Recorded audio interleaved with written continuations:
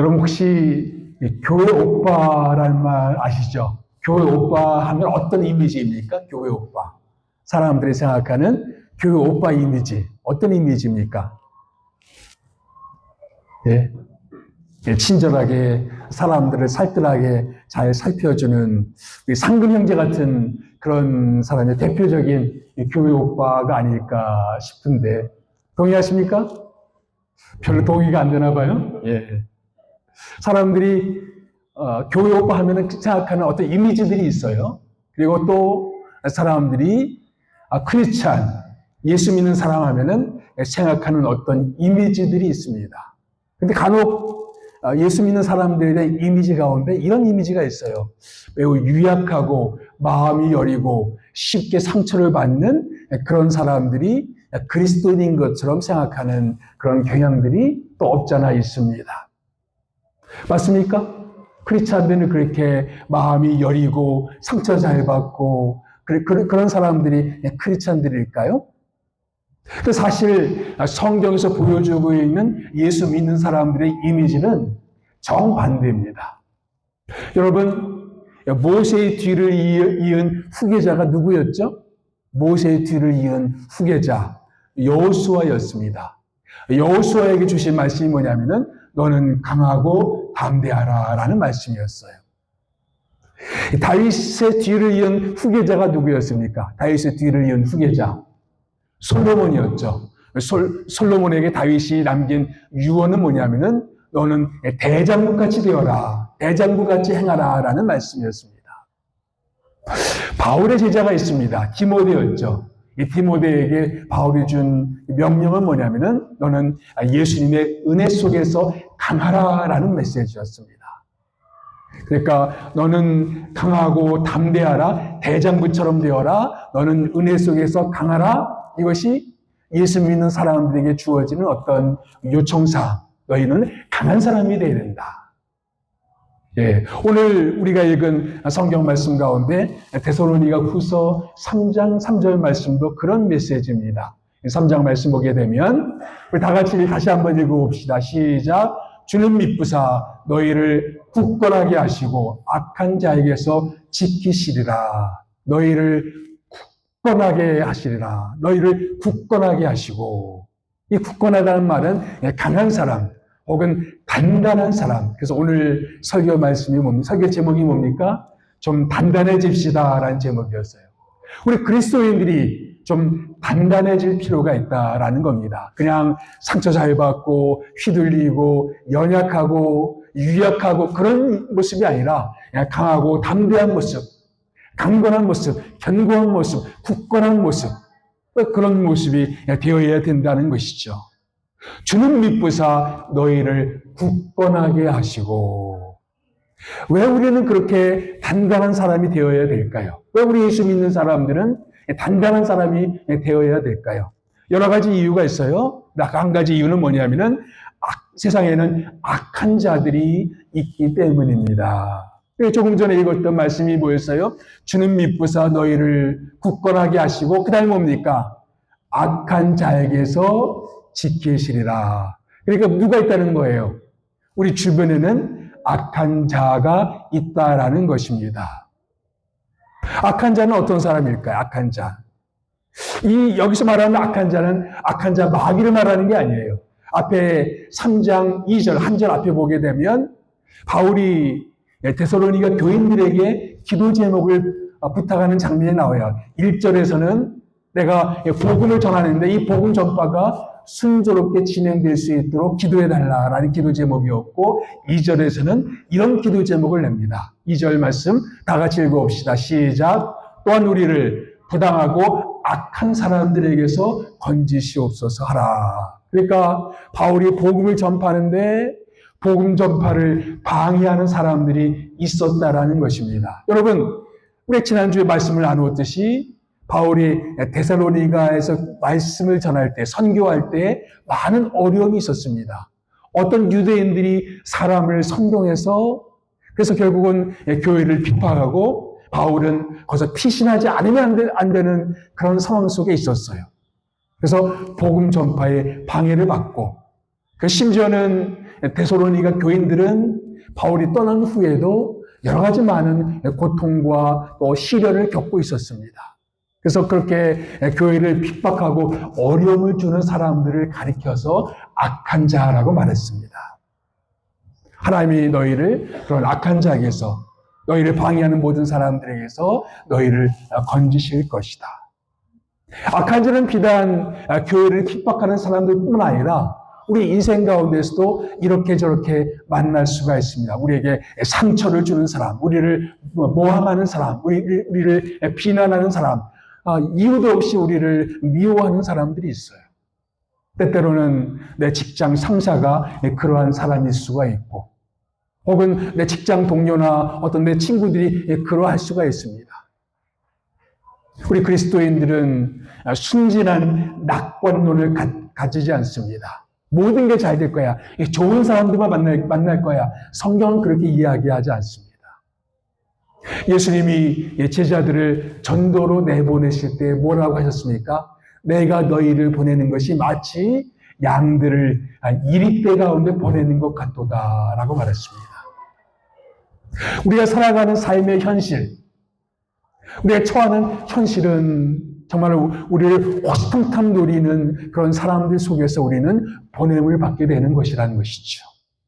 그래서 예수님께서는 우리에게 너희는 뱀처럼 지혜롭고 비둘기처럼 순결하라라고 말했습니다. 세상에는 악한 자들이 있고 일대 같은 사람들이 있기 때문에, 악한 자들이 있기 때문에 너희들은 지혜로울 필요가 있다.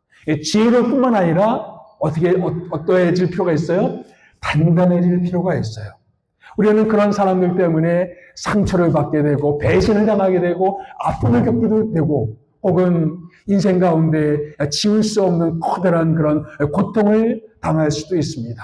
나를 사기치는 사람 때문에 상당히 오랜 기간 동안 경제적인 어려움을 당할 수도 있고, 나에게 내 감정적으로 내 심정 가운데 오랫동안 지울 수 없는 깊은 이 상처를 안기는 사람들을 인생 중에 안 만났으면 좋겠는데 만날 수도 있다는 거예요. 악한 자는 있습니다. 우리를 괴롭히는 사람들도 있습니다. 우리 인생을 살아가는데 시련은 있고 고난은 있습니다. 눈물 나는 일도 있고, 그리고 정말 우리가 잊고 싶지만 잊을 수 없는 그런 가슴 아픈 그런 일들이 우리 가운데는 벌어질 수가 있다라는 거예요. 그래서 우리는 단단해질 필요가 있어요. 세상은 장미화원이 아니라는 겁니다. 세상에는 고난이 있고 악한 자가 있고 우리에게 고통스러운 그런 순간들이 있고, 그렇기 때문에 우리가 단단하게 마음을 굳건하게 하고 이 세상을 담대하게 살아갈 필요가 있다는 거예요. 두 번째로, 우리는 왜 단단해져야 될까요? 우리 주변에는 거짓 가르침들이 난무하기 때문입니다. 여기 3장 3절에서 주께서 주는 밑보사 너희를 굳건하게 하시고, 이 굳건하다는 말이 2장에서도 나와요. 2장 15절, 17절에서도 굳건하게 한다는 말이 나오는데, 한번 읽어봅시다. 시작. 그러므로 형제들아 굳건하게 서서 말로나 우리 편지로 가르침을 받은 전통을 지키라. 너희의 마음을 위로하시고 모든 선한 일과 말에 굳건하게 하시기를 원하노라. 2장에서도 너희는 굳건해져야 된다라고 말하고 있어요. 그런데 2장의 상황은 어떤 상황인가요? 2장 1절부터 쭉 읽어보면은 어떤 상황이냐면은 잘못된 종말론에 대한 가르침이 있었어요. 어떤 사람이 데살로니가 교회에 들어와서 이미 예수님의 재림은 이루어졌다라고 가르치는 사람들이 있었어요. 그래서 아마 이런 상황인 것 같아요. 예수님이 재림해서 진짜 예수 믿는 사람들은 다 휴거됐다. 남아있는 사람들 다 가짜 신자들 뿐이다. 그러니까 남아있는 교인들이 어땠을까요? 그럼 우리는 구원 못 받는 사람들 아닌가? 이렇게 해서 데살로니가 교인들 가운데 상당한 혼란과 어려움이 있었어요. 저는 궁금한 게, 그 말을 하는 사람은 어떤 사람일까? 그 말을 전하는 사람도 그러면 가짜 신자가 아닐까 하는 생각을 해봤어요. 네. 가짜 가르침, 거짓된 가르침들이 그 당시에 있었기 때문에 그래서 바울 사도는 말하기를 너희는 굳건해져야 된다. 굳건하게 서야 된다. 왜냐하면 잘못된 가르침으로 우리를 미혹하는 사람들이 너무나 많기 때문에 너희는 굳건하게 말씀 가운데 굳건하게 서야 된다라고 말하고 있는 것입니다. 그때만 잘못된 가르침들이 있습니까? 오늘날에도 마찬가지로 잘못된 가르침들이 많이 있습니다. 요즘에 유명한 이단들 뭐가 있습니까? 신천지 들어보셨나요? 신천지 혹은 우리가 잘 아는 여호와 증인, 통일교, 안상홍 증인회, 정명색을 따르는 JMS 수많은 이단들이 우리 주변에 있어요. 저는 참 인생 가운데 진짜 축복 중에 하나는 좋은 교회, 건강한 교회를 만나서 거기서 신앙생활을 하는 것이라고 믿습니다. 어떤 사람들은 정말 하나님을 향한 순전한 마음 때문에 교회를 선택했는데 가봤는데 그 교회가 잘못된 교회인 경우들도 종종 있어요. 심지어는 이단적인 가르침을 가르치는 것은 아니에요. 그런데 메시지가 너무 율법적인 메시지를 전하거나 혹은 기복적인 신앙을 가르치는 메시지를 전하거나 혹은 사람들 그냥 심리적으로 위로하기만 하는 그런 메시지만 전하는 그런 강단들도 사실은 상당히 많이 있습니다. 정말 십자가의 복음을 제대로 가르치고 성경 말씀을 말씀답게 가르치는 교회들이 사실은 그렇게 많지가 않다는 거예요. 그래서 여러분들 좋은 교회를 만나서 신앙생활을 하는 것은 매우 중요합니다. 근데 우리가 그렇기 때문에 우리는 말씀 가운데 단단하게 서서 우리 무장할 필요가 있어요. 말씀으로 무장해서 이런저런 잘못된 가르침들로 우리를 미혹하는 사람들에 의해서 우리가 휘둘리지 않도록 단단하게 말씀 앞에 설 필요가 있다는 것이죠. 근데 비단 어떤 교리적으로 잘못된 가르침뿐만 아니라 요즘에는 어떤 이념을 신앙보다 앞세우는 그런 주장들, 그런 가르침들도 상당히 많이 있습니다. 지난주 우연히 TV 채널을 돌리다가 손석희 씨가 진행하는 질문이라는 코너를 보게 되었어요. 근데 그 제목이 뭐냐면은 교회와 가짜 뉴스였습니다. 그 대담 주제가 교회와 가짜 뉴스였어요. 어쩌다 교회가 이런 신사가 됐는지 모르겠어요. 교회가 가짜 뉴스의 온상이 되었다는 것이죠. 근데 부정할 수 없는 사실은 뭐냐면 지난 6개월 동안 교회가 이 사회적으로 보여준 모습 가운데 그렇게 사람들이 인정할 수밖에 없는 그런 많은 요인들이 있었단 말이죠. 어떤 사람들은 교회 안에서 어떤 이념을 신앙보다 더 중요하다고 여깁니다. 더 중요한 것처럼 사람들을 미혹합니다. 저는 어떤 이데올로기, 어떤 사상보다 더 중요한 가치가 신앙이라고 믿습니다. 특별히 교회는 그러해야 된다고 믿습니다. 여러분, 교회는 좌파도 아니고 우파도 아니에요. 좌파도 비판할 수 있어야 되고 우파도 비판할 수 있어야 됩니다. 어느 한쪽에 치우치게 되면 잘못될 수가 있어요. 우리는 성경적으로 어느 한쪽에 치우치게 되면 그 진영에 있는 사람들에 대해서 비판하지 못해요. 그래서 우리는 성경의 말씀을 가지고 좌로나 우로나 치우치지 않는 그런 균형 감각이 필요합니다. 그러나 너무나 많은 신자들이 한쪽으로 휘둘리고 있단 말이죠. 그럴 때 우리는 다시 한번 말씀 앞에 바로 서야 될 필요가 있습니다. 그러니까 이론적인 가르침뿐만 아니라 오늘날 우리를 혼란스럽게 하는 가르침 중에 한 가지는 동성애 문제라든가 혹은 인권적인 그런 문제입니다. 동성애를 주장하는 분들은 교회가 사람들을 차별한다고 이야기를 합니다. 그러니까 교회는 사람들을 차별한 것이 아니라 다만 결혼이라는 것은 한 남자와 한 여자의 결합이라는 것을 믿고 있을 따름인 것입니다. 뭐 그렇게 우리가 믿는 것을 차별하고 여긴다면 동성애자들도 소아 성애자들을 잘못했다고 비판하는데 그들도 차별하는 것이죠.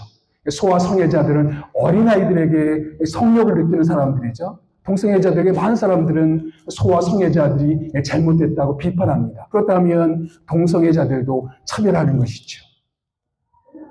우리는 한 남자와 한 여자의 결합이 성경이 가르치는 결혼이라고 믿습니다. 사람을 차별하고자 하는 것이 아니에요. 사실은 교회만큼, 그리고 기독교의 가르침만큼 사람들의 인권에 앞장선 것이 없었어요. 사실 기독교 이전의 서구 문명에서, 문명이나 동양 문명에서는 인권이라는 개념이 거의 없었습니다. 월터 스트로프라는 사람은 인권이라는 개념은 성경에서 말하는 모든 인간은 하나님의 형상으로 지음받았다는 이 사상에서 왔다라고 주장합니다. 우리 시대의 유명한 철학자인 자크 데리다라는 사람은 이런 얘기를 했어요. 오늘날 국제법의 기초는 신성함에 있다. 인간이 당신의 이웃으로서 신성한 이유는 그가 하나님에 의해서 만들어졌다는 것이다. 그런 면에서 인류에 대한 범죄라는 개념은 기독교의 개념이다. 내 생각에 기독교의 유산이 없다면 오늘날 국제법은 존재하지 않았을 것이다. 결국은 사람의 이 존중함은 신성함이라는 것이죠. 이 신성함은 어디서 오는 것인가? 사람이 왜 존중받아야 된다고 주장할 수 있는가? 그냥 과거의 전통이니까 그건 이유가 될 수가 없어요. 그래야 되니까 그것도 이유가 될 수가 없어요. 사람이 진짜 존중받아야 될 단 한 가지 정말 그 이유가 있다면 모든 인간은 하나님의 형상으로 지음을 받았다는 이 성경적인 가르침. 그래서 오늘날의 철학자들도 이 인권 개념은 성경에서 나왔다라고 주장합니다. 그렇게 교회는 사람의 인권을 중요하게 여기고 기독교의 가르침은, 이 성경의 가르침은 바로 사람들의 인권에 대해서, 사람들의 가치를 존중하는 공동체가 바로 교회 공동체인 것입니다. 가끔 그런 기독교적인 가르침에 대한 그런 주장을 너무 과격하게 주장을 해서 마치 교회가 사람들을 차별하는 것처럼 이렇게 그런 인상을 주는지 몰라도, 그러나 우리는 단지 교회가 믿고 있는 바는 뭐냐면은 정말 결혼이라는 것은 한 남자와 한 여자의 결합이라는 이 성경적인 가르침을 따르고 있는 거예요. 사람을 차별하고자 하는 것이 아닙니다. 그런 면에서 우리는 성경적인 말씀을 가지고 우리는 단단하게, 견고하게 우리의 믿음을 붙잡을 필요가 있다라는 것입니다. 우리 주변에는 우리를 혼란스럽게 만드는 수많은 사상들, 가르침들이 있습니다. 교리적으로 잘못된 가르침들도 많고, 혹은 이념적인 것이 모든 것인 것처럼 그렇게 가르치는 그런 가르침들도 많고, 혹은 인권적인 것을 가지고 교회를 비판하는 그런 것들 상당히 많이 있습니다. 그러나 우리는 성경의 가르침을 따르기를 원합니다. 우리 종교개혁자들이 강조했던 게 뭡니까? 어떤 주장, 어떤 신념, 어떤 것들보다도 더 중요한 것은 성경이다. 이것을 라틴어로 솔라 스크립토라라고 말했어요. 오직 성경. 어떤 권위보다도 더 중요한 권위는 바로 성경이다. 심지어 종교개혁자들은 교황의 권위, 중세시대의 절대 권력을 휘두르고 있었던 교황의 권위보다 더 중요한 권위는 바로 성경이다라고 말했어요. 교황의 권위뿐만 아니라 어떤 이데올로기나 어떤 사상이나 어떤 가르침보다 더 중요한 가치, 더 중요한 가르침은 바로 성경입니다. 우리는 그걸 붙잡아야 돼요. 그래서 하나님의 말씀을 붙들고 우리는 단단해질 필요가 있습니다. 말씀으로 무장되지 않으면 우리는 피흘릴 수밖에 없어요. 흔들릴 수밖에 없습니다. 신앙의 회의를 가질 수밖에 없어요. 우리는 왜 단단해져야 될까요? 세 번째는 뭐냐면은 우리의 신앙의 원칙을 실천하기 위해서입니다. 아까 좀 전에 읽었던 말씀 가운데 그러므로 형제들 굳건하게 서서 말로나 우리의 편지로 가르침을 받은 전통을 지키라. 바울의 가르치는 그 전통을 지키라고 말하고 있어요. 전통. 그런데 3장에서도 이 전통이라는 말이 나옵니다. 전통. 3장 6절 말씀이에요. 우리 다 같이 한번 읽어볼까요? 시작. 형제들아 우리 주 예수 그리스도의 이름으로 너희를 명하노니 게으르게 행하고 우리에게서 받은 전통대로 행하지 아니하는 모든 형제에게서 떠나라. 어떤 상황이냐면은 자 바울이 예수님의 재림에 대한 예수님 다시 오실 것에 대한 가르침을 베풀었어요. 그런데 교인 중에 어떤 사람들은 예수님이 곧 오신대. 그럼 우리가 일할 필요 없잖아 라고 아무 일도 안 하면서 무의도식하는 사람들이 있었어요. 그리고 다른 형제 자매들에게 의존해서 그들의 도움을 받아가면서 그들에게 민폐가 되는 사람들이 있었어요. 지금 바울은 그 사람들을 염두에 두고 말씀하고 있는 것입니다. 그 사람들은 우리에게 받은 전통대로 행하지 않는다. 그러면서 바울은 뭐를 보여주냐면은 이렇게 말합니다. 누구에게든지 음식을 값없이 먹지 않고 오직 수고하고 애써 주야로 일함은 너희 아무에게도 폐를 끼치지 아니하려 함이니. 내가 너희들 가운데서 말씀을 전할 때, 내가 데살로니가 교회에 들어갔을 때 내가 어떤 모습으로 했는지 기억해봐라. 나도 열심히 일했다. 누구에게든지 폐가 되지 않기 위해서, 민폐가 되지 않기 위해서 나는 주야로 밤낮으로 열심히 나는 일을 했다. 누군가에게 음식을 제공하면 나 값없이 내가 먹지 않았다. 그러니까 폐가 되지 않기 위해서 나는 열심히 일했다. 이것이 바로 바울이 그들에게 보여주었던 전통이었어요. 그리고 바울은 열심히 일하라고 가르쳤습니다. 바울의 가르침, 바울이 보여준 삶의 본, 이것을 바울은 전통이라고 불렀어요. 그런데 이 전통이 따르지 않고 그냥 게으르게 말씀을 핑계 삼아서 일하지 않고 그냥 먹고 노는 사람들이 있었단 말이죠. 그렇게 살면 안 된다 이거죠. 그러면서 아주 강경하게 이야기합니다. 뭐라고 이야기합니까? 우리에게 받은 전통대로 행하지 아니하는 모든 형제에게서 어떻게 하라고요? 떠나라. 예. 누구든지 일하기 싫어하거든 먹지도 말게 하라. 그리고 뭐예요? 우리 말을 순종하지 아니하거든 그 사람을 지목하여 살리지 말라. 우리 그리스도인들이 살아야 될 삶의 원칙들이 있단 말이죠. 바울이 보여준 전통은 쉽게 말하면 한마디로 말하면 그리스도인의 삶의 원칙이 있어요. 원칙이라고 말할 수가 있습니다. 그런데 그 원칙대로 살아가지 않은 사람들이 많이 있다는 거예요. 교인들 중에서. 여러분, 교인들 가운데 예수 믿노라 하면서도 그리스도인의 삶의 원칙대로 살아가지 않은 많은 사람들이 우리 주변에 많이 있다는 거예요.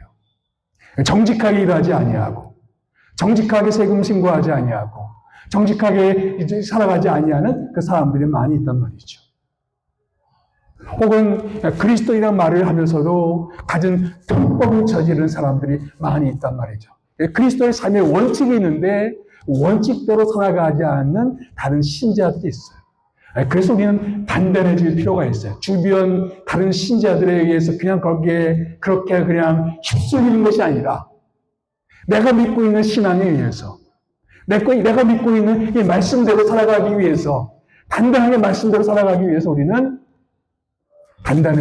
말씀 앞에서 단단해질 필요가 있어요. 다른 사람이 다 그렇게 사니까 그냥 부안내동하면서 그렇게 따라가는 삶이 아니라 내가 성경에서 믿는 바가 이것이라면 그 말씀 그대로 살아가기를 열심히 노력하고 애쓰는 그런 모습. 그리스도인은 바로 그런 사람들이란 말이죠. 옆에 사람이 저렇게 살아가니까 나도 저렇게 살아가고, 옆에 있는 장로님이 저렇게 행동하니까 나도 그렇게 행동하고, 그들이 우리 삶의 본이 아니라는 말이죠. 우리는 좀 단단해질 필요가 있습니다. 다른 내 옆에 있는 신자들에 의해서 그들이 내 삶의 기준이 될 수가 없어요. 말씀이 내 삶의 기준이 되어야 됩니다. 어떤 사람은 게으름으로 삶의 원칙을 위반하고, 어떤 사람은 부정직으로 삶의 원칙을 위반하고, 어떤 사람은 편법으로 그리스도인의 삶의 원칙을 위반하는데, 우리는 그렇게 살아서는 안 된다. 예수 믿는 사람이라면 믿는 바 양심에 믿는 그 말씀 그대로 살아가야 된다라는 것입니다.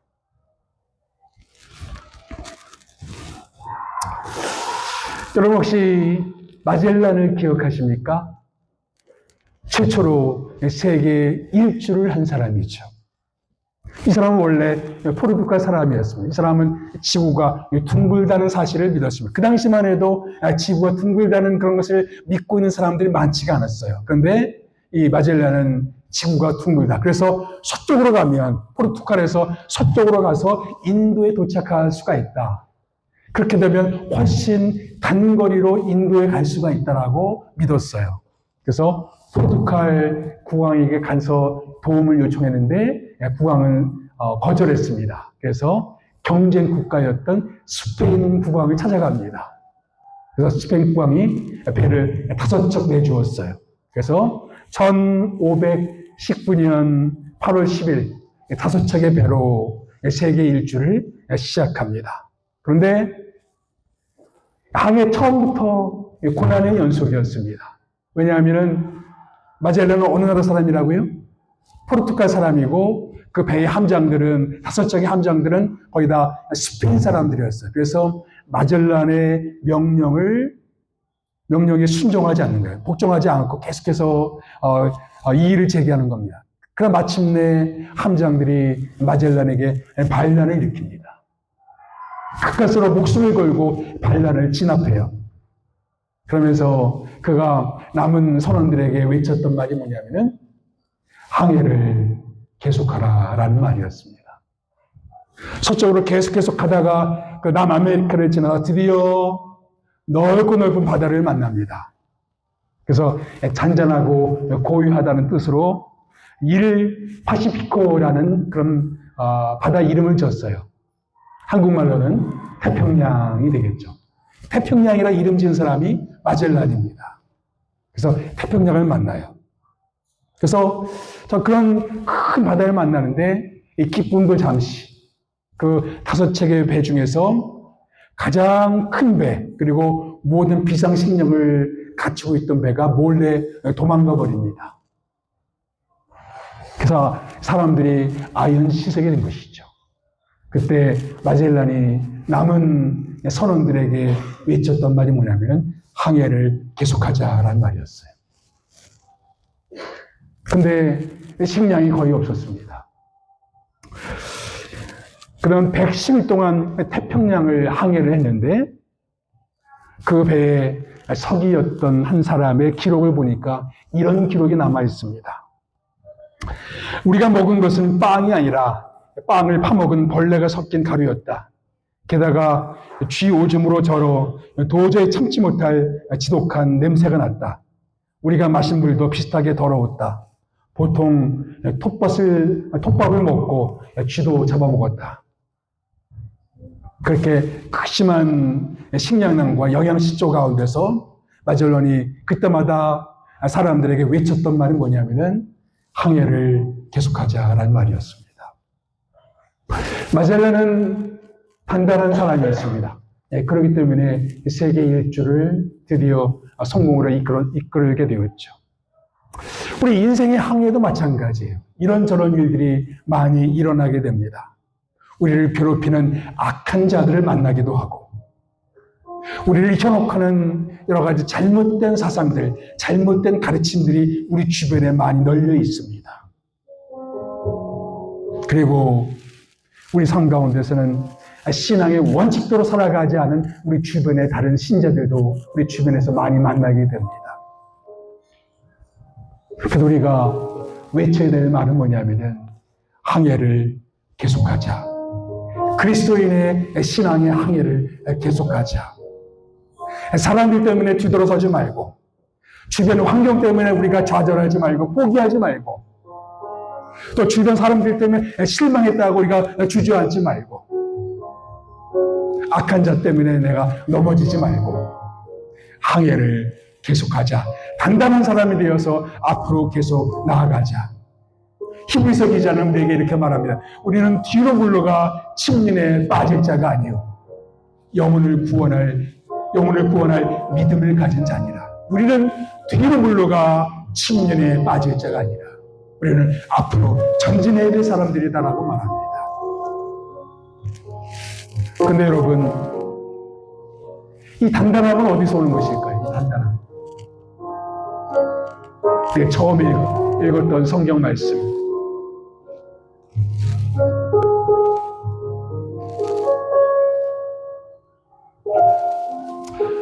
데살로니가후서 3장 3절 말씀.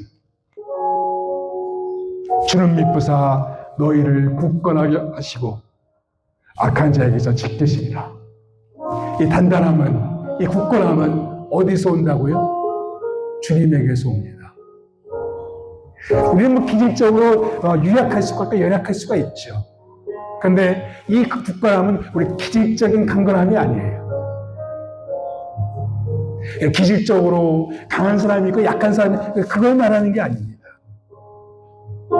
이 굳건함은 예수님이 주시는 굳건함, 단단함을 이야기하는 것입니다. 주님께서는 우리에게 이 굳건함을 주십니다. 단단함을 주세요. 그렇기 때문에 우리는 정말 우리가 마음이 힘들고 어려울 때, 우리가 정말 쓰러지고 모든 것을 포기하고 싶을 때 주님 앞에 나아가야 됩니다. 주님은 우리와 함께 해주신 주님이십니다. 우리 아까 불렀던 찬양처럼 우리 등 뒤에서 우리를 밀어주시고 우리와 함께 해주시는 주님이십니다. 그 주님을 바라보면서 강하고 담대하게 앞으로 전진하는 우리 모두가 되기를 주님의 이름으로 축복합니다. 기도하겠습니다.